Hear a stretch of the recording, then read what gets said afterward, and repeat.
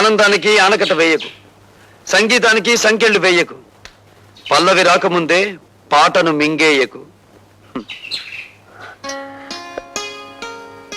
నా కోసం మళ్ళీ వచ్చారా? నన్ను రప్పించిన నీ అందానికి నా జోహార్లు. ఈ కొత్త దారిలో నాకు నడక నేర్పు, ఈ కొత్త జీవితంలో నాకు మాట నేర్పు.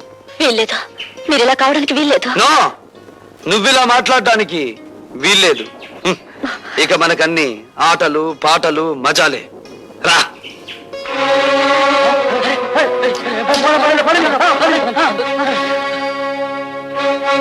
కమాన్, డాన్స్ చేసే.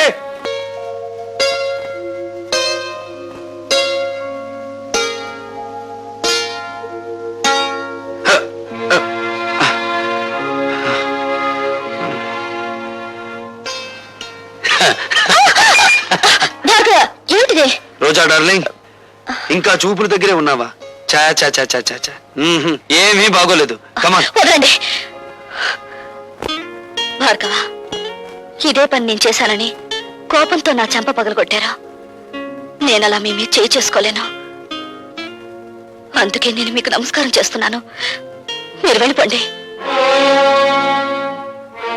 రాజశేఖర్ మీద కక్ష సాధించాలనుకుంటే ఇలా కాదా? ఆ పని మీరు చేస్తానంటే నేను సాయపడతాను. రాజశేఖర్ మీద నీకెందుకు పగ? ఆ పరమ నీచుడే మా నాన్నగారు చనిపోవడానికి బాధ్యుడు. నీ తండ్రి పేరు? జనార్దన్ రావు. రోజా, నీ నాన్నను అడ్డం పెట్టుకుని ఏ వ్యక్తిని రాజశేఖరం హంతకుని చేశాడో ఆ ఠాగూర్ నా కన్న తండ్రి.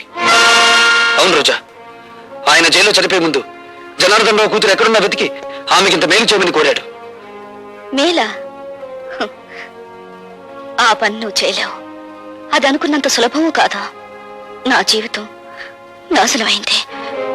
నా మేలు కోరితే రాజశేఖర్ మీద పగ సాధించావు. ఈ అభాగ్యరాలు నీకు రుణపడి ఉంటుంది. వాడి ఎంత చూసి నీ తండ్రి ఆత్మకు శాంతి కలిగిస్తాను.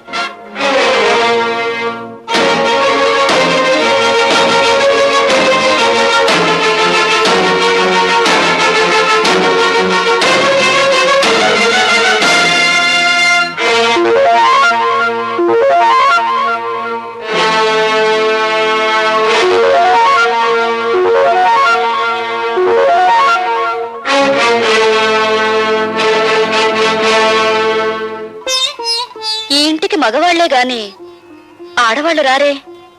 ఇంతకీ ఎవరు మీరు? నీలా తీగిన గాలిపటాన్ని కాదు, నీలా ఇంగిలి విస్తరాకుని కాదు. ఉపమానాలు విసురుతున్నారు. మీరు రచయిత్రా? నేనెవరైతే నేనులే. నువ్వేం చేయకూడదో చెప్పిపోవడానికి వచ్చాను. నాకు శాసించడమే అలవాటు గాని శిరసా వహించడం అనేది చేత కాదు. ఆ పొగరే నీ కళ్ళు నీ నెత్తి మీదకి వచ్చేలా చేసింది. నెత్తి మీద మా కళ్ళు లేకపోతే ఆకలి పెంచుకుంటూ వచ్చే రసికులందరూ మా కాళ్ళు పట్టుకోరుగా. నువ్వు ఆడదానివా, ఆడించేదానివా? ఆటలు ఆడిస్తాను, రాగాలు తీయిస్తాను, నవ్వులు నవ్విస్తాను. ఏడవకుండా ఇతరుల్ని ఏడిపించగలవు కూడా. అవునా? నువ్వు ఒట్టి రచయిత్రవే అనుకున్నాను. శూర్పణఖలా ఉన్నావే. కాదు, రాముణ్ణి ప్రేమతో కోరుకుంటున్న సీతను నేను, కామంతో దోచుకోవాలనుకుంటున్న శూర్పణఖవి నువ్వు. నా మీదంత నింద వేస్తున్నావే. నీకేం ద్రోహం చేశాను? ప్రేమ పెళ్లి అనే పదాలకు అర్థం తెలుసుకుంటే నువ్వు నాకేం ద్రోహం చేశావో నీకే తెలుస్తుంది. ప్రేమ ప్రేమ అనే పదానికి అన్నప్రాసన రోజునే నీళ్లు వదులుకున్నాను. పెళ్లి అనే మాటకి అక్షాభ్యాసం నాడే అర్థం మర్చిపోయాను. శీలాన్ని సమర్థబంతిలోనే చుట్టి వీధిలోకి విసిరిపారేశాను. అవేమీ ఇక్కడ దొరకవు. సుఖం భోగం అనే రెండు మాత్రమే ఇక్కడ దొరుకుతాయి. మీ చేతుల్లో చిక్కుకున్న విలాస పురుషుల భార్యల కన్నీళ్లు దొరకవా ఇక్కడ? మీరు భార్గవ భార్య? ఆ అదృష్టానికి నువ్వే దూరం చేస్తున్నావు. చూడండి, భార్యకు భర్త మీదే అధికారం ఉంటుంది, కానీ వెలయాలికి ఊళ్ళో వాళ్ళందరి భర్తల మీద అధికారం ఉంటుంది. షరాప్! కోపం దేనికి? ఇంకా పెళ్ళవకుండానే ఆయన మీద నువ్వు అధికారం చేయాలనుకుంటే నా పక్కదాకా వచ్చాడే, మరి నేనెంత అధికారం చెలాయించాలి?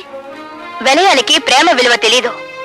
గుప్పెడు మల్లెపూలతో, అప్పు తెచ్చుకున్న నవ్వులతో, దాచిపెట్టుకున్న వయసుతో మగవాణ్ణి సొంతం చేసుకోవాలని చూస్తారే గాని గుప్పెడు మనసుతో కాదు. ఆ మనసు నాకుంది. ప్రేమించిన వాడు దూరం అయినప్పుడు ఆ మనసు పడే తపన, ఆవేశాన్ని ఈ ప్రపంచంలో ఏ శక్తి ఏమి చేయలేదు. నువ్వెంత అమ్ముడు పోయే ఆడదానివి. ప్రమాదకరమైన గాయం కాదు. ఏం జరిగిందమ్మా? ఆ దాసుగారు మనుషులు వచ్చి వద్దు పద్మ, జరిగింది ఏమిటో తెలిస్తే వాడు ప్రాణాల మీదకి తెచ్చుకుంటాడు. జరిగింది